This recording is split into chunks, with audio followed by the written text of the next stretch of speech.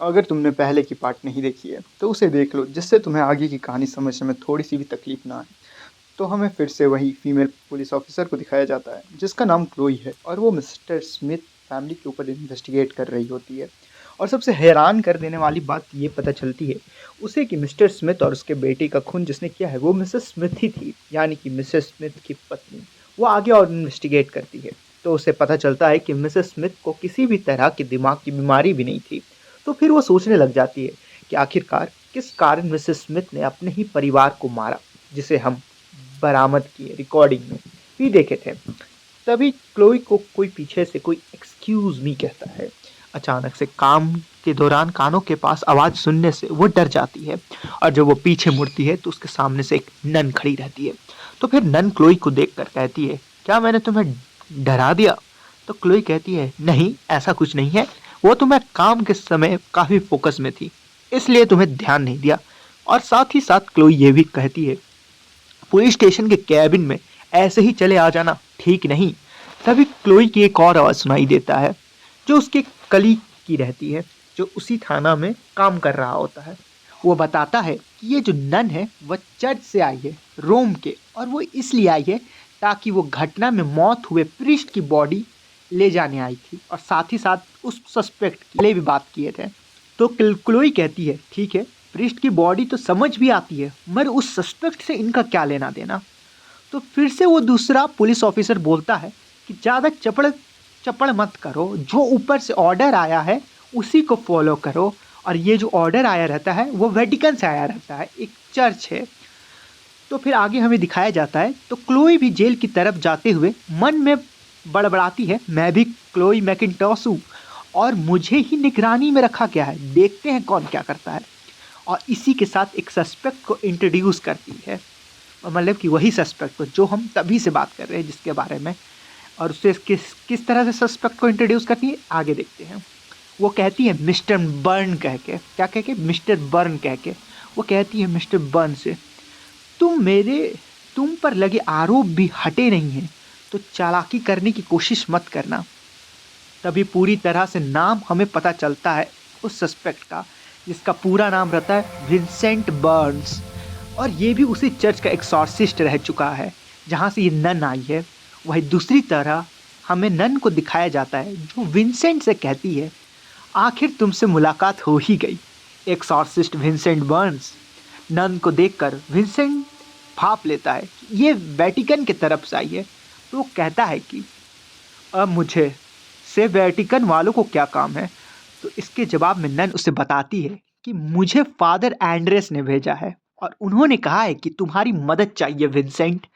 तो फिर विंसेंट कहता है, अच्छा तो वेटिकन का चीफ अब चाहता है कि मैं उसकी हेल्प करूं, मगर वो भूल रहे कि मैंने वेटिकन ग्रुप को कब का छोड़ दिया था।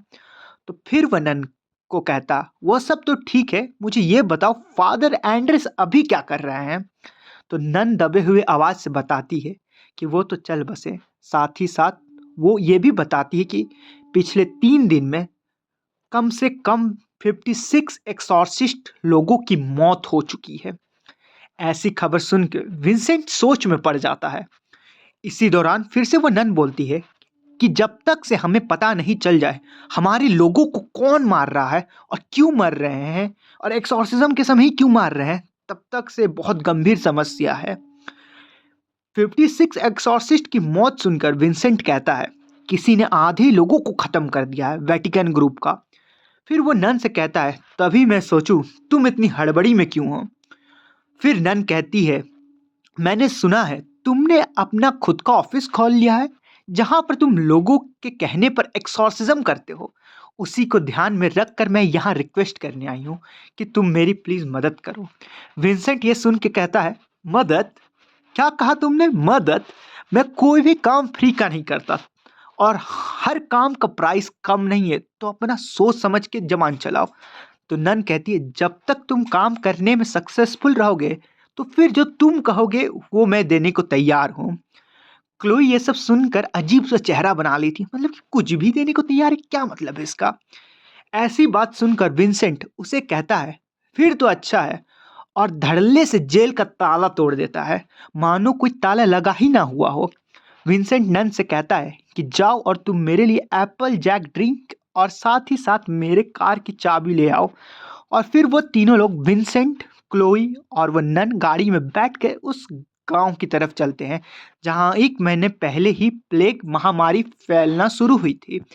आगे नन कहती है कि बहुत सारी डॉक्टर और प्रीस्ट को भी हमने भेजा था इस गांव में, मगर इस गांव में आने के बाद किसी का भी कॉल नहीं वापस आया और लोगों की बात तो भूल ही जाओ। और वह नन कहती है कि प्लीज़, जैसा कि मुझे खबर है वहाँ एक बच्चा भी है जो हेल्दी है, तो उसे बचाना हमारा काम है। और ये सब सारी बातें ध्यान से विंसेंट सुन रहा होता है। इसी दौरान क्लोई कहती है, एक सेकेंड, एक सेकेंड, वो सब तो ठीक है मगर गाड़ी मैं क्यों चला रही हूँ? तो विंसेंट कहता है, मैं चलाऊं ड्रिंक करके।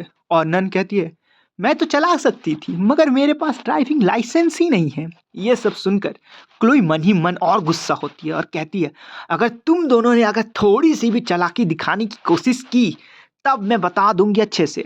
ऐसे ही बातों का सिलसिला चालू रहता है। वो दोनों विलेज के सेंटर में चल जाते हैं जहां उसे विलेज के घर वालों ने नन को बताया था उस बच्चे के बारे में। घर पहुंचने के बाद हमें एक महिला को दिखाया जाता है जो वह उस बच्चे की माँ रहती है जिससे बच्चा ने विंसेंट आया था। उसकी माँ कहती है, मेरा लड़का उस कुत्ते पर भी हमला किया जिसे हम पाल रहे थे। यही नहीं, वो लोग को भी मारने का प्रयास कर रहा है और साथ ही साथ इधर उधर सामान भी फेंक रहा है। ऐसी बातें सुनकर विंसेंट कहता है कि मैं जाता हूँ गाड़ी से अपना टूल निकालने। इसी दौरान क्लोई उस औरत से पूछती है, मैम आपका बच्चा कहाँ पे है अभी? तो वह महिला बताती है, 2nd फ्लोर में है। फिर हमें विंसेंट को अपने कार खोलते हुए दिखाया जाता है जहां नन कहती है, जिस तरह के बच्चे के सिम्टम लग रहे हैं वो नॉर्मल आदमी तो नहीं बल्कि एक डीमन लग रहा है।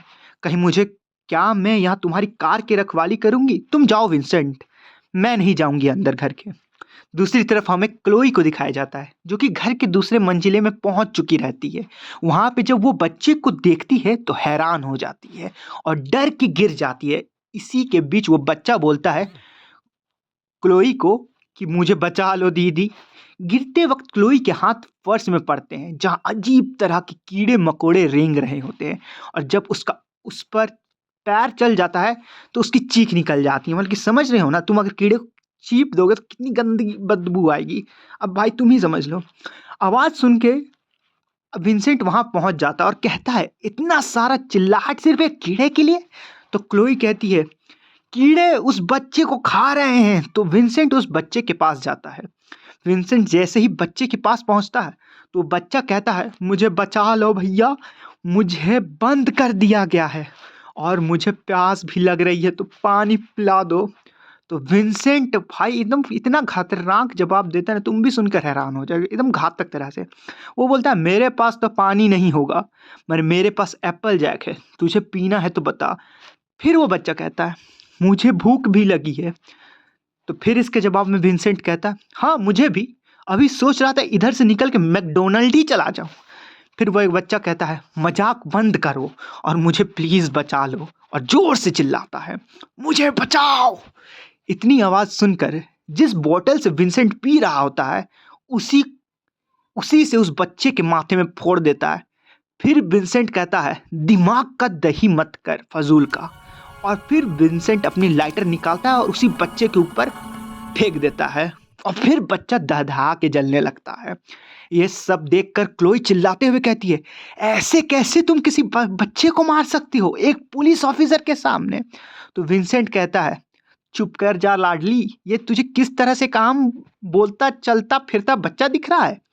तभी वो जलता हुआ बच्चा बोलता है, अच्छा तो तुम वही विंसेंट वंस हो जो मैंने बहुत नाम सुना था तुम्हारा बाकी डीमन के मुंह से, और बहुत सारे डीमन ने तो मुझे वार्न भी किया था तुम्हारे बारे में, मगर तुमने यहाँ पे आके अपने कदम रखकर बहुत बड़ी गलती कर दी है। जैसे उसकी बात खत्म होता है पीछे से उस बच्चे की माँ क्लोई पर अचानक से अटैक कर देती है, पर विंसेंट डायरेक्ट पट से हेडशॉट दे देता है उसके माथे पर जिससे क्लोई बच जाती है।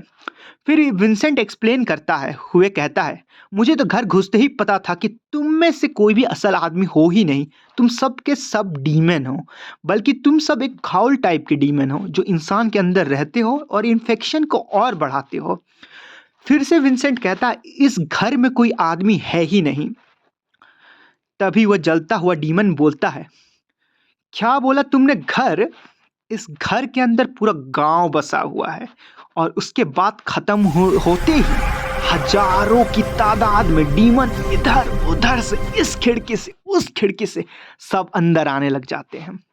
ये देखकर विंसेंट कुछ बंदूक की गोली गिरा देता है और कहता है कि क्लोई, आम बंदूक की गोली इन पर कुछ असर नहीं करती, तुम उन बुलेट्स का इस्तेमाल करो जिसे मैंने तुम्हें दिया है।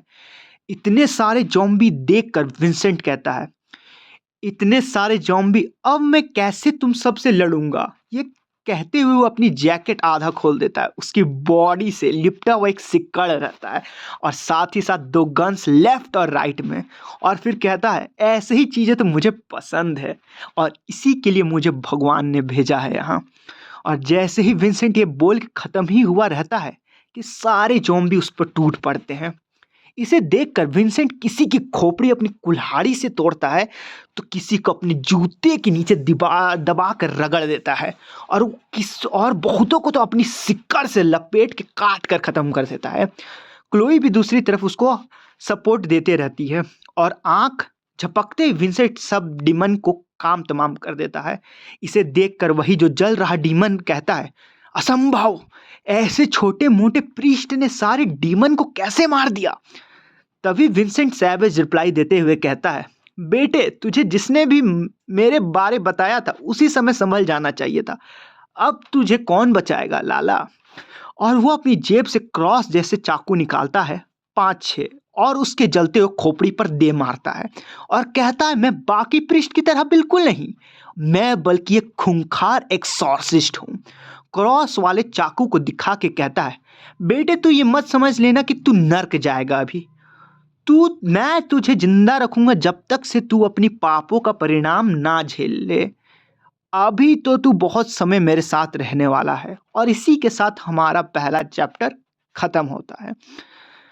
तो अपना राय बिल्कुल बताना कैसा लगा तुम्हें। अच्छा लगा तो कमेंट कर देना और हाइप कर देना यार, बहुत मेहनत लगती है ऐसे वीडियो बनाने में। और सब्सक्राइब तो कर ही देना।